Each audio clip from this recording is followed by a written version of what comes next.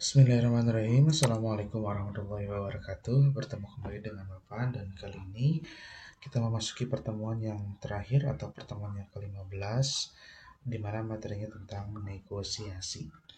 Ini merupakan materi pamungkas ya dari komunikasi bisnis internasional setelah sebelumnya kita mempelajari tentang presentasi.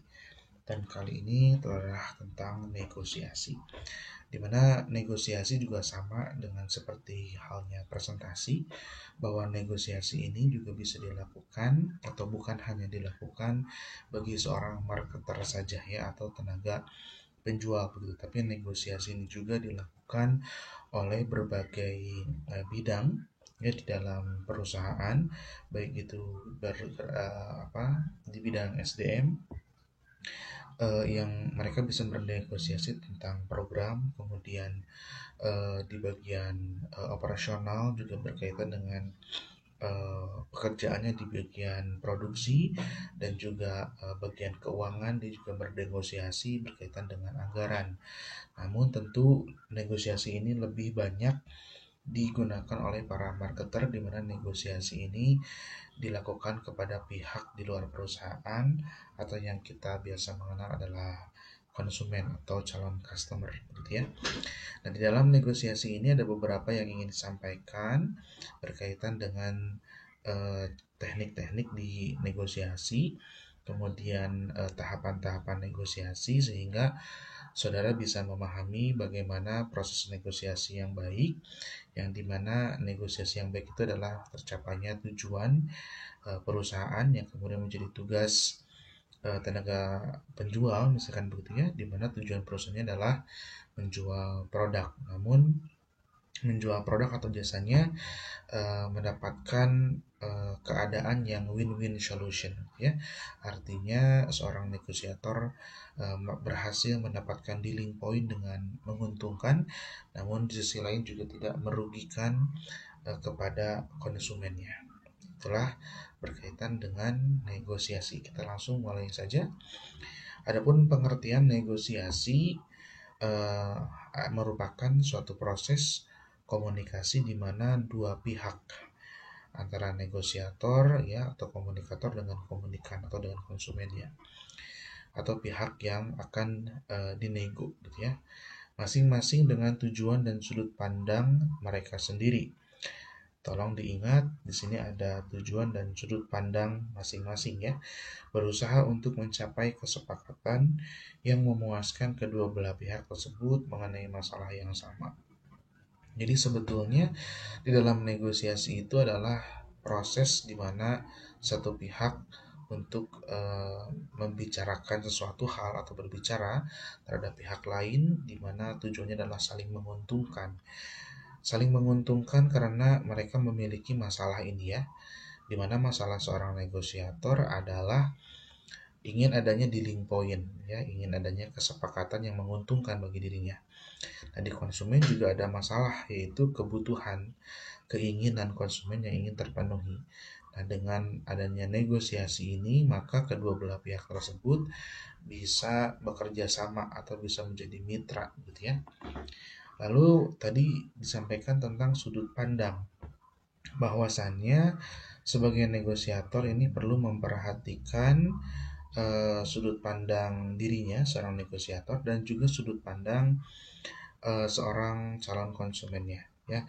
Walaupun kita bisa sangat paham betul bahwa negosiator itu menginginkan keuntungan, tetapi keuntungan yang terlalu besar atau terlalu merugikan bagi konsumen itu juga akan menjadi negosiasi yang tidak akan berjalan, maksudnya negosiasi yang di link poinnya atau bermitranya tidak akan menjadi bermitra untuk jangka panjang gitu ya, hanya dalam waktu dekat. Karena bisa jadi seorang konsumen atau buyer itu merasa rugi gitu ya dengan dealing point yang sudah disepakati sebelumnya. Oleh karena itu seorang negosiator juga harus memahami sudut pandang dirinya, ini menjadi keuntungan, namun juga memahami juga sudut pandang atau tujuan dari konsumennya ya. Oke, berikutnya adapun proses-proses dari negosiasi ini adalah tiga ya secara umum. Pertama ada tahap perencanaan. Ini adalah tahap awal sebagai negosiator di mana terdiri dari penentuan sasaran negosiasi, kemudian pemilihan strategi negosiasi, dan juga bagaimana memilih atau membuat proses negosiasinya. Nanti secara terperinci akan Bapak jelaskan satu persatu sasaran, strategi, dan proses tersebut. Nah, itulah 3 hal yang berkaitan dengan tahap perencanaan. Dan tentu ini harus dibuat ya, diskemakan oleh negosiator agar negosiasi ini menghasilkan suatu dealing point yang menguntungkan. Lalu berikutnya adalah tahap implementasi, di mana disinilah terjadinya pertemuan negosiasi ya antara negosiator dengan calon konsumen. Dan tentu hal yang harus diperhatikan dalam tahap implementasi ini ada 3 sama, di mana ada taktik negosiasi, kemudian harus juga kita menguatkan diri kita sebagai negosiator dengan keterampilan ya, keterampilan negosiasi dan juga perilaku organisasi. Nah, perilaku organisasi ini dimaksud adalah perilaku organisasi calon konsumen. Kita harus mengenal calon konsumen sehingga negosiasi yang kita lakukan itu bisa sesuai atau diterima oleh organisasi tersebut. Lalu kemudian di tahap akhir adalah tahap peninjauan.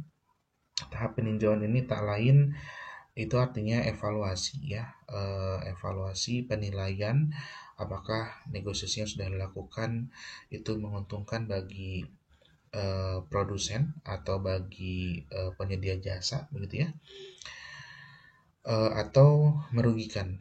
Nah, ini juga akan dinilai dengan cara melihat efektivitasnya, apakah sudah efektif atau belum gitu ya. Kemudian belajar dari kegagalan dan bangun kekuatan negosiasi. Pelajaran banyak negosiator yang hebat di dalam 2 tahap sebelumnya di atas ya, ini tahap perencanaan dan implementasi, namun lemah di dalam tahap peninjauan. Hal ini seharusnya bisa dikuatkan ya oleh saudara-saudara sekalian, sehingga di dalam negosiasi itu kita selalu belajar dari kegagalan ya. Setiap negosiasi pasti akan memiliki pengalaman tersendiri ya, dengan berbagai calon konsumen yang ditemui ya, karena karakteristik atau perilakunya yang berbeda, sehingga kita menemukan pembelajaran dari negosiasi itu. Nah, pembelajaran negosiasi itulah yang perlu dicatat, kemudian dipelajari, kemudian menjadi perbaikan untuk negosiator, lebih jauhnya menjadi perbaikan untuk organisasi, sehingga proses negosiasi berikutnya ini akan lebih efektif gitu ya. Oke, kita akan Bapak akan jelaskan satu persatu, semoga bisa diperhatikan. Dilanjutkan, ini adalah strategi negosiasi. Nah, strategi negosiasi ini di tahap awal ya. Kalau kita kembali ke belakang, strategi negosiasi ini ada di tahap perencanaan.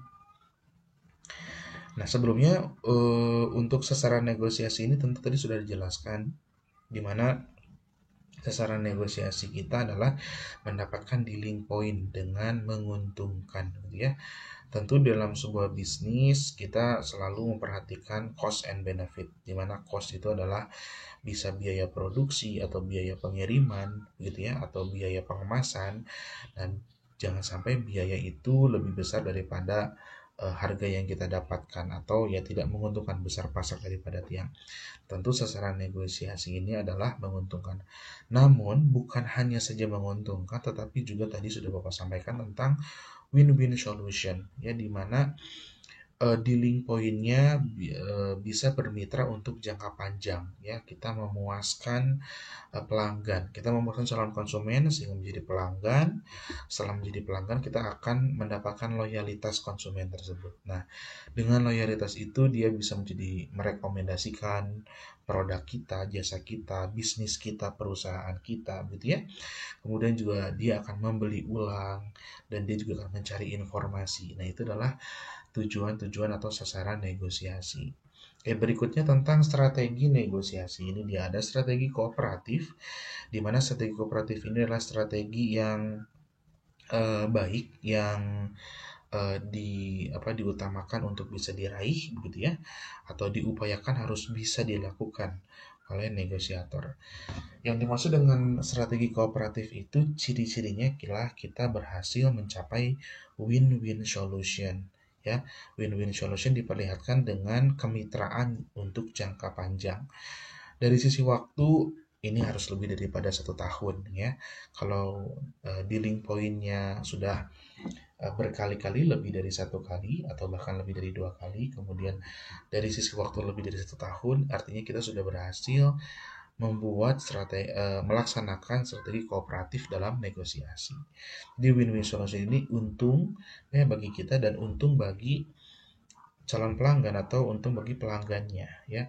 Untung bagi kita mendapatkan dealing point yang tidak merugikan perusahaan ya. Biasanya perusahaan juga menyediakan yang namanya diskon ya. Misalkan saudara sebagai sales mobil Toyota akan menjual Avanza. Perusahaan Auto 2000 Auto 2000 Toyota misalkan itu ya, itu akan memberikan potensi diskon untuk Avanza itu adalah 15 juta rupiah. Nah, jangan sampai Anda memberikan dealing point untuk orang lain membeli mobil itu diskonnya di atas ketentuan perusahaan, maka saudara yang akan mengganti ruginya ya sisanya. Misalkan untuk dealing point supaya mobilnya terjual, perusahaan Anda sudah tahu perusahaan menyediakan 15 juta, tapi saudara memaksakan konsumen tersebut yang akhirnya saudara merasa rugi 2 juta karena menerima penawaran dari konsumen kalau yang bersangkutan itu ingin diskonnya 17 juta. Nah, hal itu akan menjadi lose dan itu menjadi rugi ya bagi saudara. Artinya itu yang harus dihindari. Jadikanlah kita negosiator yang menang ya, menang untuk diri kita dan perusahaan kita. Dan juga win yang kedua adalah untuk konsumen ya. Kita tidak menekan konsumen, kita tetap kooperatif. Kemudian kita juga melihat dari sisi kemampuan konsumen kita gitu ya, atau pelanggan kita, sehingga pelanggan tidak merasa dirugikan. Nah, tujuan jauh dari hal itu adalah tentu yang tadi sudah Bapak sampaikan adalah kita mengharapkan loyalitas konsumen untuk kita bisa mendapatkan repeat order, mereka mencari informasi kita dan mereka merekomendasikan perusahaan kita. Lalu yang kedua, di dalam strategi kooperatif ini perlu adanya kompromi, di mana kompromi ini adalah saling bertukarnya pikiran antara negosiator dengan calon pelanggan tadi ya, saling menangkap satu kesempatan dengan kesempatan yang lain ya, negosiasi harga, negosiasi fasilitas, negosiasi produk tambahan, layanan tambahan ya begitu, sehingga keinginan atau kebutuhan dari konsumen itu kita penuhi. Namun sekali lagi kepada hal yang pertama kita tidak merasa rugi, tetap kita merasa untung gitu ya, menang, win gitu. Nah, ini kompromi ini kita perlu adakan juga ya. Ada seorang negosiator yang dia memaksakan tidak untuk kompromi ya, dari sisi harga tidak bisa turun misalkan. Kemudian dari sisi produk tidak ada produk tambahan, dari sisi layanan tidak ada layanan tambahan. Jadi service after sales itu tetap dihargakan begitu.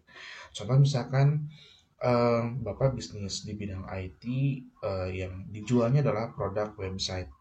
Nah, di dalam kompromi ini ketika menemukan satu calon konsumen yang dia menginginkan website dengan harga 3 juta. Nah, harga yang Bapak tawarkan 5 juta. Nah, adanya kompromi ini adalah kita berusaha untuk mendapatkan dealing point tadi yang menguntungkan, harga bisa turun jadi 3 juta tapi fasilitas apa yang dihilangkan. Nah, fasilitas itu yang kemudian didiskusikan atau dikompromikan sehingga ada fasilitas yang dikurangi, kita mengurangi pekerjaan kita, namun fasilitas itu juga nampaknya atau sebetulnya tidak terlalu dibutuhkan oleh calon konsumen itu, maka bisa di-delete dan akhirnya kita sepakat dengan layanan ABC misalnya gitu ya, dengan harga 3 juta ya, tadinya harga 5 juta dengan fasilitas A, B, C, D dan E. Nah, D dan E-nya dihilangkan. Hal-hal yang seperti itu yang dikompromikan begitu ya, sehingga kita negosiasinya efektif, bisa win-win solution. Nah, inilah strategi yang diutamakan, itu strategi kooperatif. Ada juga yang strategi kompetitif, di mana seorang negosiator ini ia berpikir bahwa produk atau jasa yang ditawarkan adalah produk atau jasa yang terbaik, sehingga dia bisa mengalahkan lawan. No trust and gain everything. Jadi dia percaya saja pada dirinya, ya, bahwa ini adalah produk yang terbaik. Dia berpikir kalau konsumen mau beli silakan, kalau tidak ya tidak apa-apa. Dia bisa mencari konsumen yang lain. Nah, tentu ini menjadi hal yang kurang baik juga ya bagi sebuah perusahaan, karena bisa jadi calon konsumen merasa kecewa dan kemudian menceritakan kepada yang lain, ya, atau istilah di bahasa marketing adalah word of mouth atau electronic word of mouth, sehingga dia menceritakan kepada orang lain untuk tidak bernegosiasi atau dilingkuhi dengan perusahaan kita. Nah, ini strategi kompetitif itu disebutnya ya, mengalahkan lawan, ya, hanya ingin menang sendiri, dan no trust and gain everything. Jadi dia tidak mau menerima apa namanya kegagalan, atau pokoknya tidak percaya. Dia hanya percaya pada produk yang dia tawarkan adalah produk yang terbaik, harganya tidak bisa turun, dan kalau mau dibeli silakan, kalau tidak juga tidak apa-apa. Nah, itu strategi kompetitif. Ini sebetulnya apakah bisa dilakukan, Pak? Ini sebetulnya bisa dilakukan, namun di kondisi-kondisi tertentu. Ya, kondisi yang pertama adalah ketika memang betul bahwa produk kita itu produk yang terbaik. Ya, kemudian secara secara keadaan bisnis ini kompetitor kita banyak, gitu ya. Kompetitor kita banyak, kita bisa menggunakan strategi kompetitif. Produk sudah yang terbaik, di kompetitor yang banyak. Namun portofolio kita juga sudah memprovide perusahaan-perusahaan besar, selanjutnya baik di dalam dan luar negeri. Kemudian ya akhirnya dia merasa posisinya di atas lebih tinggi begitu ya daripada sisi konsumennya. Nah, secara leveling. Nah, hal itu bisa menggunakan strategi kompetitif. Dan juga yang dihadapi adalah perusahaan-perusahaan yang memang secara kemampuan finansial mampu begitu ya untuk mendapatkan produknya atau jasanya. Itu bisa menggunakan strategi kompetitif. Dan yang kedua, secara kebutuhan, di mana konsumen itu sangat butuh sekali produknya, dan hanya kita yang bisa menyediakan yang terbaik gitu produknya. Nah, itu bisa menggunakan strategi kompetitif, ya. Lalu yang kedua adalah, ya, namun konsekuensinya, yang kedua ini konsekuensinya, di saat konsumen atau pelanggan menyadari bahwa dia lose solution, artinya merasa dirugikan setelah jangka waktu yang cukup panjang, ya, setahun atau misalkan 2 tahun setelah merasakan bermitra ternyata dia merasa rugi. Nah, itu bisa jadi dia tidak akan bermitra atau berpindah gitu ya ke lain hati mitranya gitu. Ini Bapak cek dulu apakah masih merekam. Oke, masih merekam ya. Baik, lanjutkan. Itulah yang kedua adalah strategi kompetitif. Lalu yang kedua adalah strategi analitis. Nah, strategi analitis ini di mana strategi yang kita gunakan adalah kita mengenal terlebih dahulu konsumen, apa kebutuhannya gitu ya, lalu apa keinginannya. Setelah kita mengetahui kebutuhan dan keinginan konsumen, baik itu produk atau jasa, baru kita menawarkan produk-produk yang sesuai ya. Dan ini juga kita bisa menggunakan kreativitas kita, objektivitas dan rasional, sehingga penawaran harga, produk, fasilitas, layanan, dan yang lain-lain itu bukan hanya sesuai kebutuhannya, tetapi kita juga bisa menambahkan dengan kreativitas kita, objektif, dan juga masuk akal, rasional. Artinya bisa dilakukan, bisa di-provide.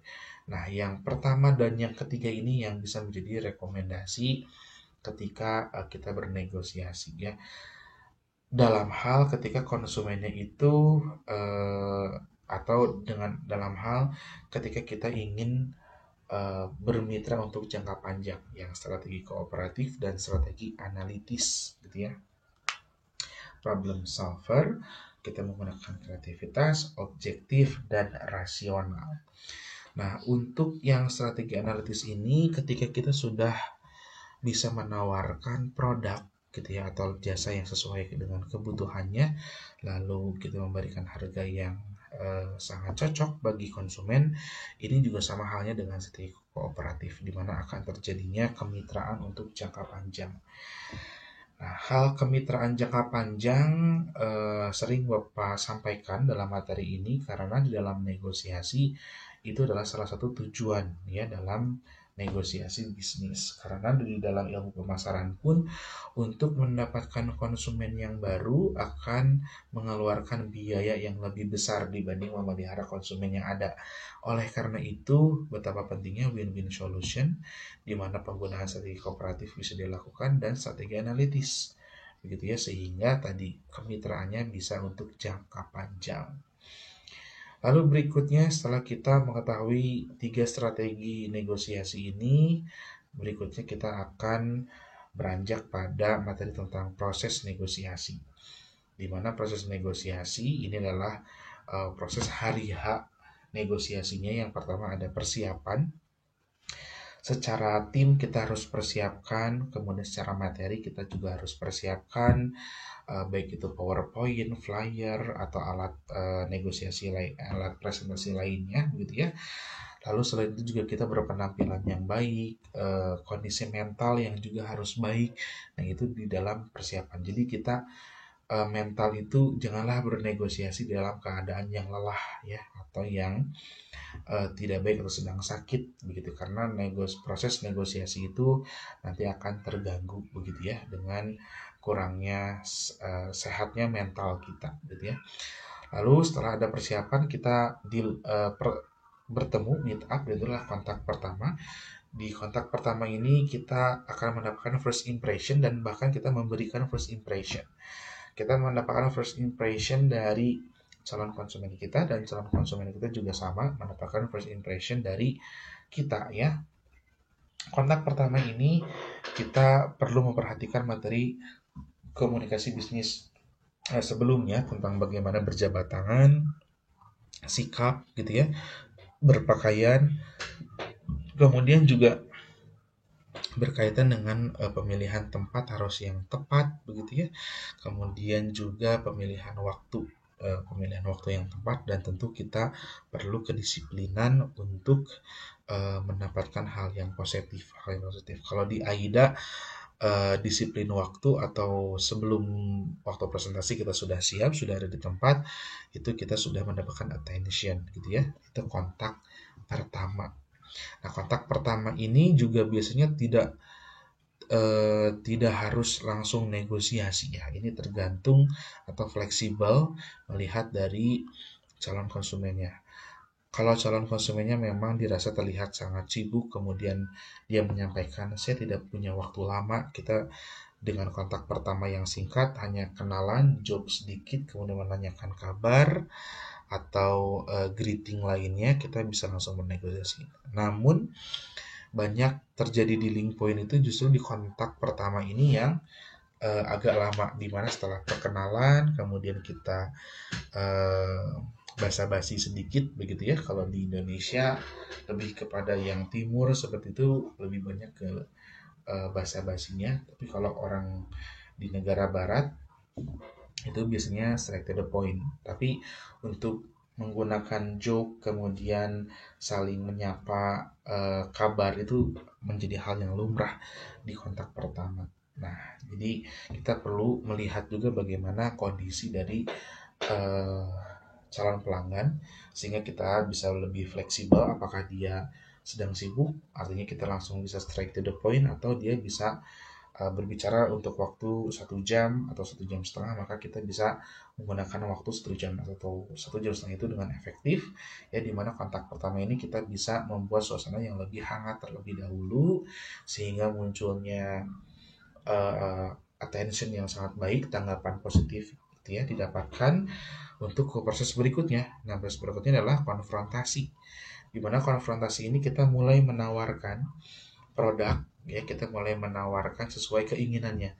Kalau kita tarik ke belakang mengenai yang problem solver ini, kita bisa gunakan strategi analitis ini di dalam konfrontasi. Jadi sebelum kita menawarkan produk, kita analisis terlebih dahulu apa kebutuhannya. Nah, namun tak jarang juga pada saat negosiasi itu, pra negosiasi ya, seorang calon konsumen biasanya sudah kontak kepada kita atau ke customer service apa yang dibutuhkan, apa yang diinginkan, sehingga pada saat kontak pertama kita bisa langsung konfrontasi dengan penawaran produk yang sudah kita data sebelumnya, di mana kebutuhannya adalah misalkan A, B, dan C ya.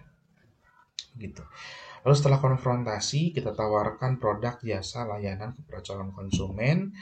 Tentu adanya nanti kompromi atau konsiliasi ya, konsoliasi.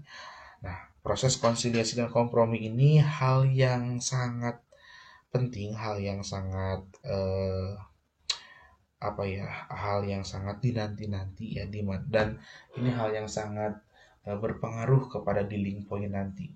Karena di kompromi ini kita bisa tadi menambahkan fasilitas produk atau mengurangi harga dan lain hal, sehingga kebutuhan keinginannya tercapai dari sisi konsumen, namun kita masih merasa untung gitu ya, tidak dirugikan, sehingga muncul win-win solution dan bermitra untuk jangka panjang. Itu konsiliasi dan kompromi. Nah, tidak jarang konsiliasi dan kompromi ini juga di dalam proses negosiasi untuk pertemuan pertama tidak langsung dealing point. Ya, tidak bisa langsung kepada solusi begitu. Perlu ada cut terlebih dahulu atau depending ya untuk dealing point atau solusinya, karena secara kompromi dan konsiliasi itu belum mendapatkan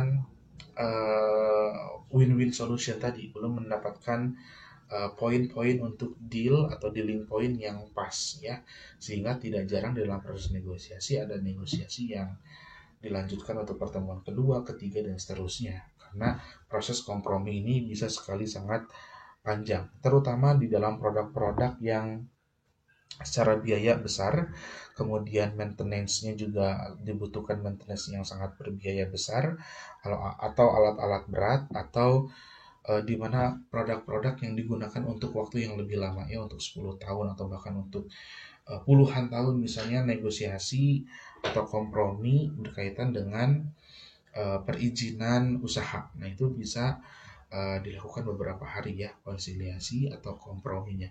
Dan hal itu perlu diketahui, diwajarkan oleh saudara sebagai mahasiswa ketika nanti konsiliasi dan kompromi itu bisa jadi berhari-hari atau waktunya panjang. Nah, namun kalau bisa di link pointkan dengan cepat, kita bisa masuk kepada solusi. Ya, nah, dalam solusi ini tadi yang disampaikan adalah di link poin satu persatu kita catat ya hal yang sudah disepakati, dan biasanya solusi ini yang kemudian nanti muncul di MOU ya, di salah satu pasalnya. Karena kan di MOU itu terdiri dari beberapa pasal ya, ada pasal 1 berkaitan dengan menyampaikan biasanya pihak di dalam MOU itu ada judulnya apa gitu ya, judulnya MOU kerjasama tentang apa, misalkan kerjasama tentang jasa penyedia website ya, pihak 1 menerangkan siapa, pihak 2 menerangkan siapa, lalu kedudukan dan juga legalitas perusahaannya gitu ya. Setelah kita mengetahui pihak 1 pihak 2, lalu pasal 1 adalah biasanya berkaitan dengan ruang lingkup kesepakatan. Nah, ruang lingkup kesepakatan itu yang dimaksud dengan poin-poin deal atau dealing point yang menjadi output dari kompromi dan kemudian dikatakan sebagai solusi ya.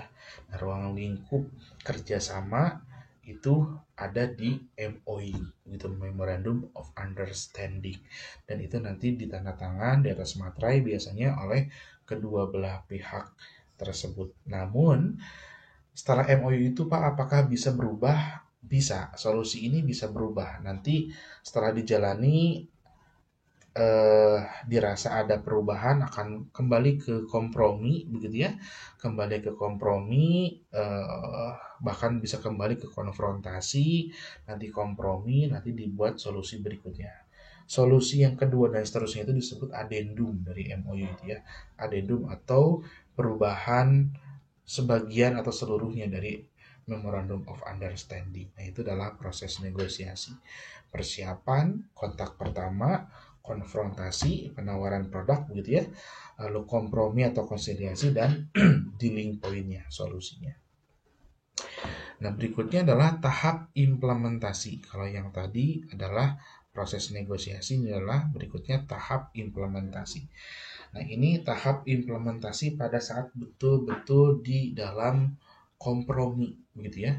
Ada yang pertama adalah taktik cara Anda. Di dalam kompromi, Anda menggunakan cara Anda untuk bernegosiasi. Ya, penawaran produknya menggunakan cara Anda, kemudian ada juga selain taktik cara Anda. Nah, ini ada hal yang positif negatif. Hal positifnya kita bisa menggiring calon konsumen sesuai dengan ketentuan yang kita berikan. Namun negatifnya juga bisa jadi konsumen merasa didikte, dia merasa tidak nyaman karena taktik cara Anda ini. Sehingga ini sekali lagi perlu adanya rasa fleksibilitas dari kita sebagai negosiator untuk menggunakan taktik kompromi yang tepat, gitu ya. Taktik kompromi yang tepat. Tentu kuncinya adalah memahami kondisi dari konsumennya atau calon konsumennya. Lalu tahap implementasi setelah taktik cara Anda ada taktik bekerja sama. Setelah kita tawarkan produk kita, bagaimana kita di dalam kompromi itu harus mendapatkan poin kerjasama. Ya, bisa jadi dengan mengurangi harga, menambahkan fasilitas, menambahkan layanan, begitu ya, sehingga kita bisa mendapatkan taktik bekerja sama. Lalu juga ada taktik tidak bertindak apa-apa. Nah, ini bisa kita lakukan ketika ketika proses kompromi atau negosiasi itu, gitu ya, ini kita mendapatkan jalan buntu gitu. Di sisi lain konsumen butuh dengan produk kita, tapi dengan harga yang sangat tidak logis atau tidak realistis. Nah, itu adalah kita di dalam keadaan taktik taktik tidak bertindak apa-apa. Kita lebih baik mendengarkan apa kebutuhannya, lalu mencatat, dan bisa jadi tidak ada solusi dari pertemuan itu ya, karena keinginannya yang irasional ya bisa kita penuhi dengan harga yang kita tawarkan.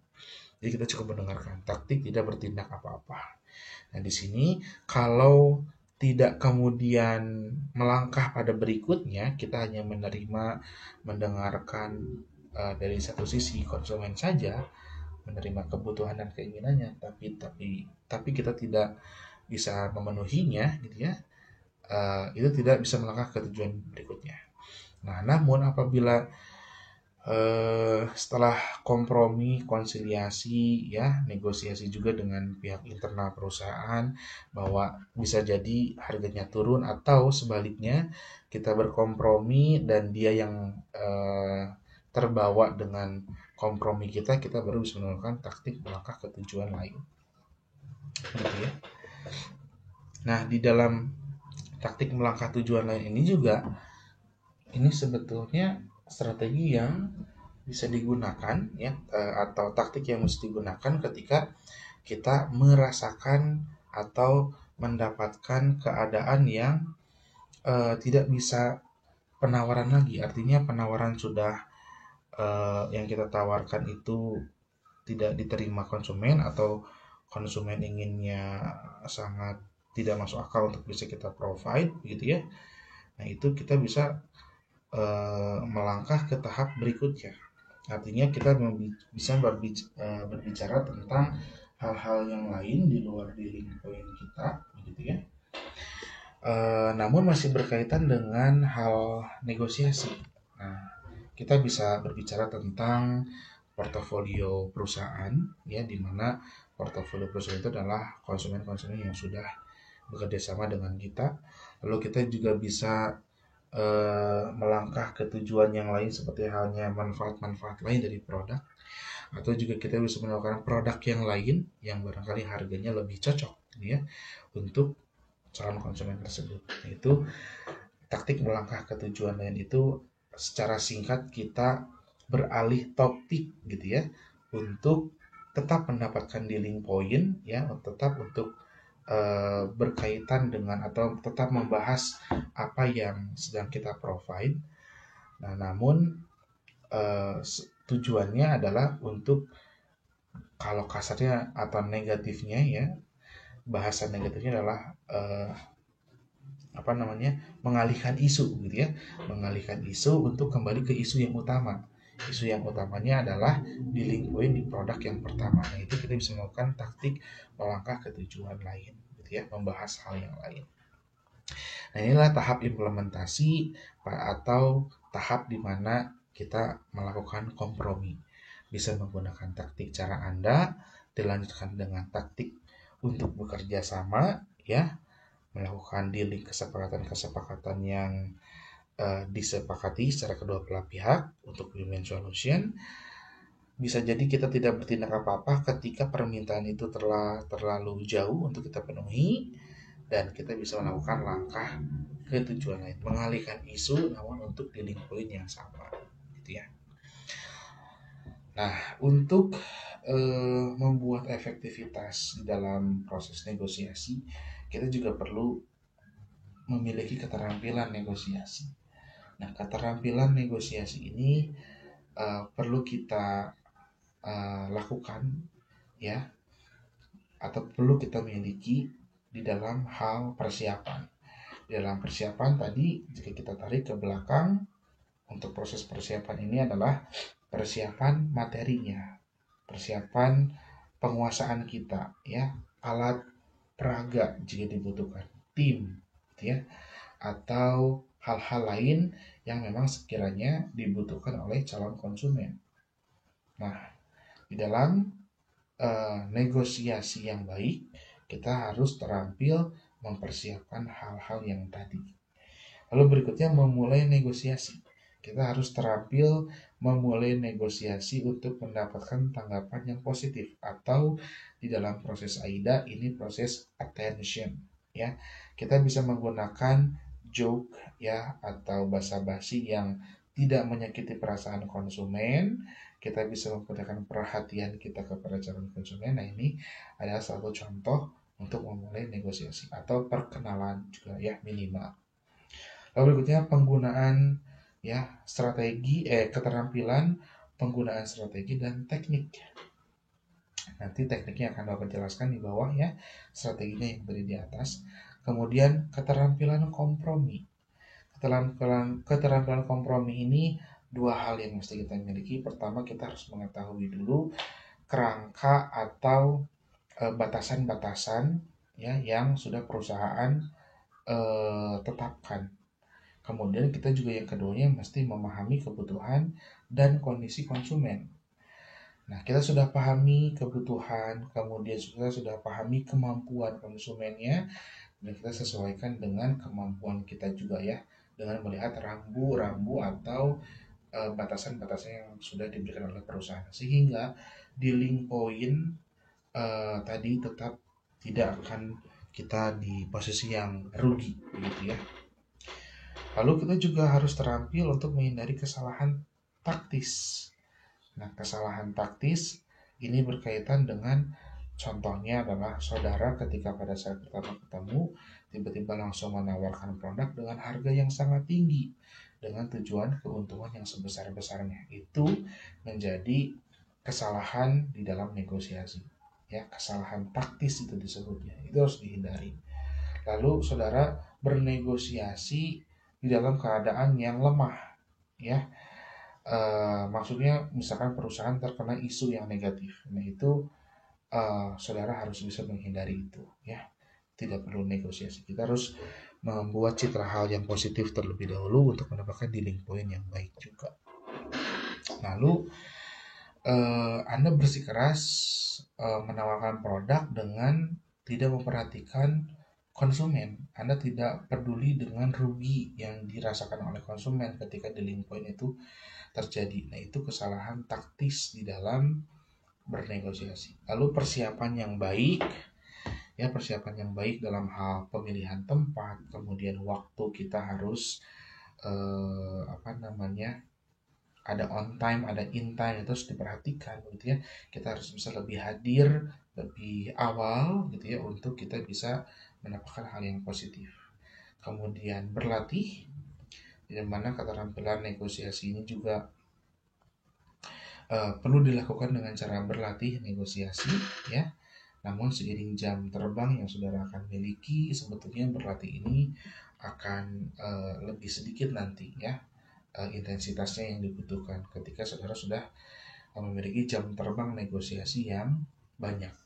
Lalu menggambarkan posisi Anda ini juga penting, di mana saudara bisa menggambarkan perusahaan sebagai perusahaan apa, besar perusahaannya bagaimana, perizinannya bagaimana, legalitasnya bagaimana, termasuk juga Anda sebagai presenter ya, sebagai negosiator, Anda harus bisa menggambarkan sehingga proses negosiasi itu akan merasa lebih hangat karena konsumen Anda akan mengenal Anda dan perusahaannya gitu ya.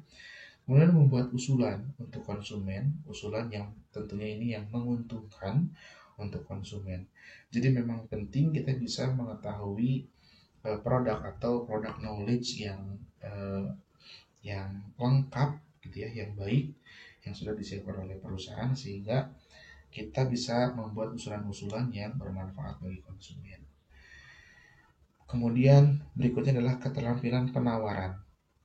Ya, di dalam hal keterampilan penawaran ini kuncinya adalah kita bisa menawarkan sesuai yang dibutuhkan.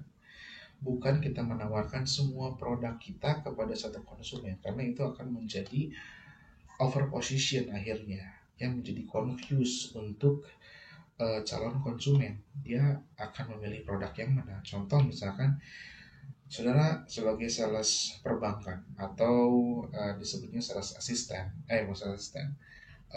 marketing perbankan ya. Anda mengetahui produk itu ada tabungan, ada pinjaman. Nah, satu cerita ada satu konsumen ya, untuk menyatakan ingin menabung, lalu telepon ke kantor dan Anda menerima teleponnya, lalu Anda bertemu ya dengan calon konsumen tersebut. Anda tidak perlu menjelaskan semuanya produk yang dimiliki oleh perbankan itu. Karena kan tabungan pun bermacam jenisnya. Ada tabungan yang paling sederhana disebutnya tabunganku gitu ya. Itu tabunganku itu tidak ada biaya bulanan, bisa nabung kapan saja, tentu gitu ya kalau nabung, dan bisa diambil kapan saja. Tidak ada biaya administrasi. Lalu yang kedua ada tabungan berjangka. Lalu ada tabungan terencana. Kalau tabungan terencana tidak bisa diambil dalam waktu kapan saja, waktu nabungnya sudah ditentukan. Kalau diambil sebelum waktunya habis akan kena denda atau penalti, itu tabungan terencana. Kalau tabungan berencana, kalau tabungan berjangka itu nilainya lebih besar, tidak bisa diambil. Kalau diambil kena penalti. Anda tabung untuk 6 bulan lamanya, lalu Anda mendapatkan keuntungan dari bunga ya, atau bagi hasil kalau syariah. Nah, 3 produk itu saudara tidak perlu jelaskan ke calon konsumen yang ingin menabung. Saudara harus tanya terlebih dahulu kebutuhan tabungannya apa ya. Kalau untuk sekolah misalkan gitu ya, atau untuk perbaikan rumah, mana yang lebih tepat? Apakah tabunganku tadi yang biaya administrasinya kecil bisa diambil kapan saja, atau tabungan terencana atau berjangka? Nah, tentu jawabannya adalah yang terencana. Anda hitung misalkan yang dibutuhkan untuk sekolah anak SD, usia masuk SD 7 tahun ya. Sekarang usia anak ibu berapa? Anda tanya, misalkan 4 tahun, artinya ada sekitar 3 tahun lagi yang untuk bisa menabung. Yang dibutuhkan berapa untuk sekolah? Misalkan 20 juta ya. 20 juta baru Anda bisa bagi 20 juta dibagi 36 bulan. Nah, itulah yang ibu bisa masuki tabungan di dalam tabungan terencana. Nah, itu salah satu contoh kita bisa menawarkan yang efektif. Kita mengetahui kebutuhannya apa, kita berikan solusi ya. Jadi nyambung, membuat usulan dengan kita mengetahui produk perusahaan kita dan kita tawarkan sesuai kebutuhan konsumen. Lalu ini persetujuan. Kita harus bisa menggiring konsumen untuk menyetujui negosiasi, yang menyetujui penawaran yang sudah kita berikan. Tentu di mana kita tidak memikirkan hanya keuntungan kita, tetapi juga keuntungan kedua belah pihak, ya. Itu hal persetujuan. Nah, hal yang banyak inilah yang Anda harus terampil, mulai dari persiapan, memulai negosiasi, strategi dan teknik yang dipilih, Anda lakukan kompromi, hindarilah kesalahan taktis yang dimana Anda berpikir adalah keuntungan sendiri, tidak melihat situasi dan kebutuhan konsumen. Lalu persiapan yang baik, berlatih, menggambarkan posisi diri Anda dan perusahaan Anda, membuat usulan yang tepat sesuai dengan yang diberikan oleh perusahaan, penawarannya sesuai dengan kebutuhan dan persetujuan yang sama-sama menguntungkan. Ya, berikutnya adalah tipe negosiator. Nah, tipe negosiator ini ada 7 sebetulnya, ya. Namun disingkat, ya, atau dilebih padatkan, ada yang curang, profesional, bodoh, dan naif. Sebetulnya yang pertama di atas ini harusnya profesional, ya. Nah, di mana profesional ini adalah negosiator-negosiator yang utama, ya. Sangat diusulkan Anda menjadi seorang negosiator yang profesional. Negosiator yang profesional itu adalah negosiator yang mengenal dirinya, kemudian mengenal calon konsumennya, dan tidak jarang dia juga membuat analisis yang tepat tentang kebutuhan konsumen. Dan negosiator ini dia sudah men-setting tujuannya adalah untuk menciptakan win-win solution, ya, dealing point yang sama-sama menguntungkan, baik dia sebagai negosiator dan perusahaan yang mendapatkan keuntungan, dan juga merasa keuntungan juga bagi sisi konsumen. Dan tidak jarang seorang yang profesional ini juga mengetahui tentunya produk banyak, ya, banyak produk yang akan di-provide, namun tentunya melihat koridor-koridor atau batasan-batasan dari perusahaan sehingga tidak terlalu memberikan over positioning kepada calon konsumen. Intinya yang negosiator profesional ini adalah yang paling direkomendasikan, ya, dimana tujuannya adalah mendapatkan win-win solution, ya. Nah, di sini juga di negosiator yang profesional ini dia juga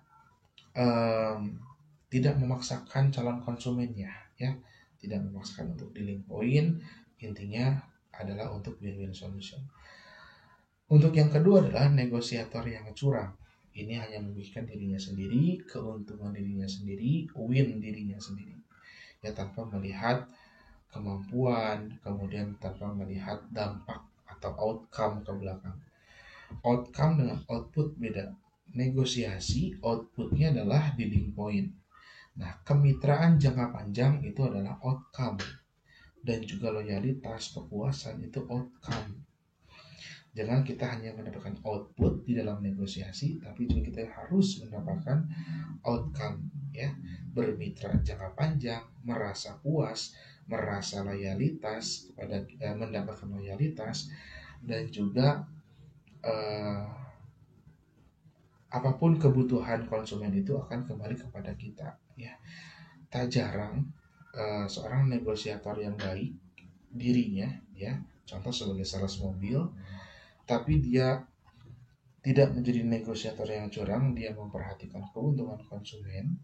Suatu saat komunikasinya menjadi sangat baik, persahabatan menjadi sangat erat. Tidak jarang dia butuh apapun, misalkan butuh tour and travel, dia butuh rumah, dia butuh apartemen, dia butuh kontrakan ruko, itu kembali ke kita sebagai sales mobil, gitu ya, contohnya begitu. Karena orang banyak juga yang membeli produk bukan karena produknya. Bisa saja satu produk, ya, dua sales A dan B. Yang pertama ketemu dengan A tapi dia menjadi negosiator yang curang.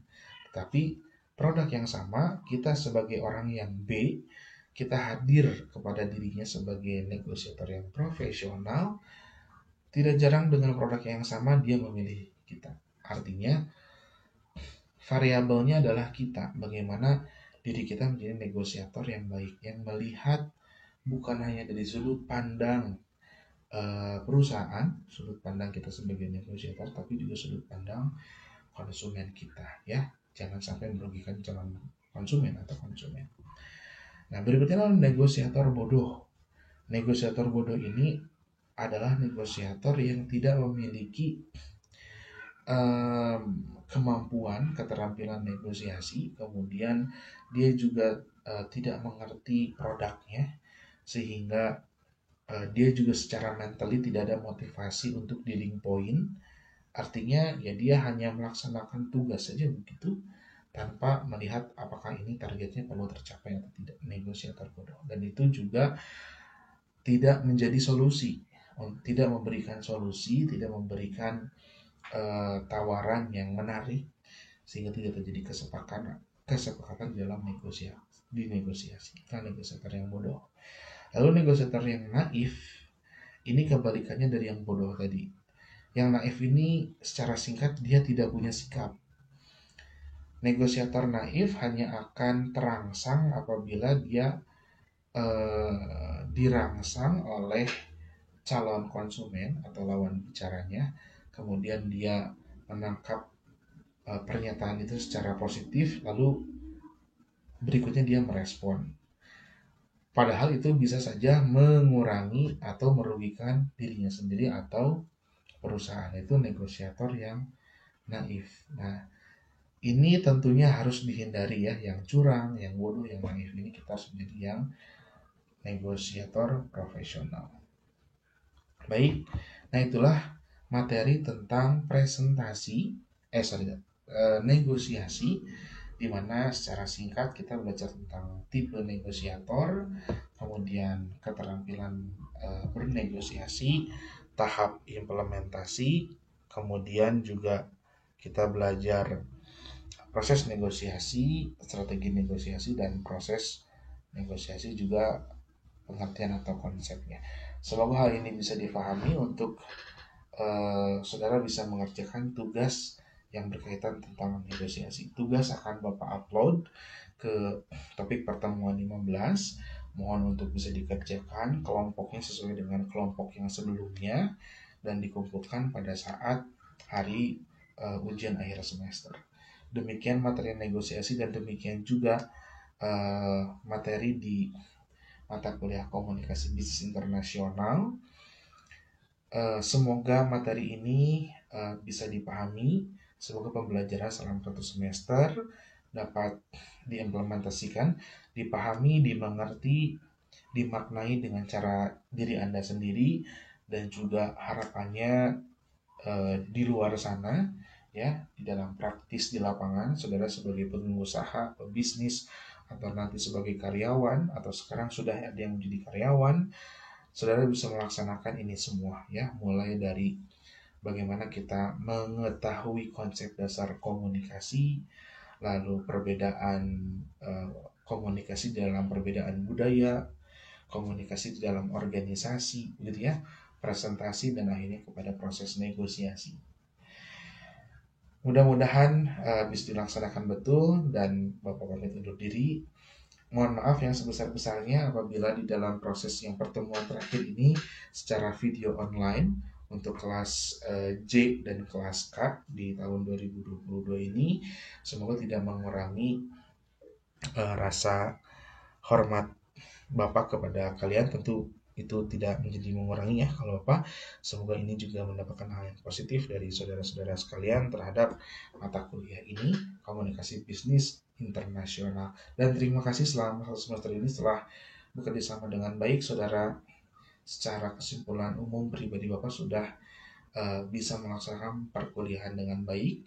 Semoga nanti pada saat ujian akhir semester bisa dilaksanakan dengan lancar, bisa mengisi soal dengan mudah, dan nanti nilainya juga akan baik gitu ya, akan bagus. Semoga nanti hasil akhirnya nilai atau huruf mulanya juga baik ya. Terima kasih Bapak, pamit undur diri, ditutup dengan hamdalah alhamdulillahirabbil alamin, dan doa kifaratul majlis. Semoga menjadi keberkahan untuk kita semua. Subhanakallahumma wa bihamdika asyhadu an la ilaha illa anta astaghfiruka wa atubu ilaik. Wabillahi taufiq wa hidayah. Wassalamualaikum warahmatullahi wabarakatuh.